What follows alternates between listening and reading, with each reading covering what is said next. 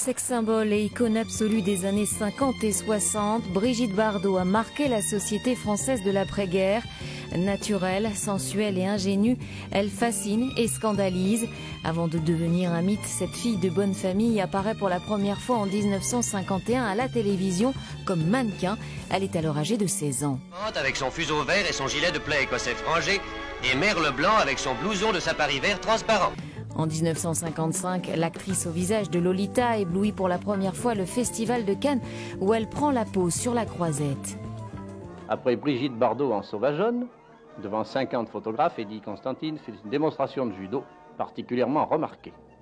Un an plus tard, en novembre 1956, au sommet de sa beauté, la jeune starlette explose dans le premier film de Roger Vadim et Dieu créa la femme. C'est le début de la Bardomania. C'est un recueil des nouvelles de Balzac. Et alors, sur la couverture, on vous montre dans une belle pose. Et il y a une petite lettre signée Brigitte B, où vous ne reconnaîtrez d'ailleurs pas votre écriture, étant donné que ce n'est pas vous qui avez signé. Écoutez, je ne suis malheureusement pas au courant de toutes ces choses. Et heureusement aussi, parce que ça m'ennuie trop de voir qu'on écrit tellement de choses sur moi. Brigitte Bardot déchaîne les foules. Partout où elle se rend, l'actrice est assaillie par les journalistes et photographes. Écoutez, moi je me trouve assez grande comme ça. Alors je vous souhaite bonne fête et chic.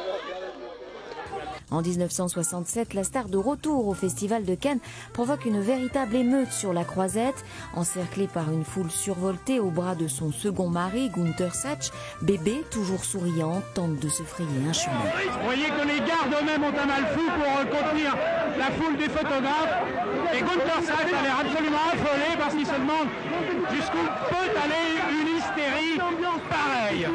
Adulée et harcelée par des inconnus, certains veulent l'épouser. Nous sommes faits l'un pour l'autre et nous rechercherons toujours, même que j'aille en Amérique, même au bout du monde, elle me recherchera toujours. Un amour des Français qui lui vaut 4 ans plus tard d'être choisi par le général de Gaulle pour incarner la République sous les traits de Marianne. Tu veux ou tu veux pas? Ah ben moi je veux bien. Un parcours hors du commun pour la femme la plus célèbre du monde, devenue un mythe il y a 70 ans.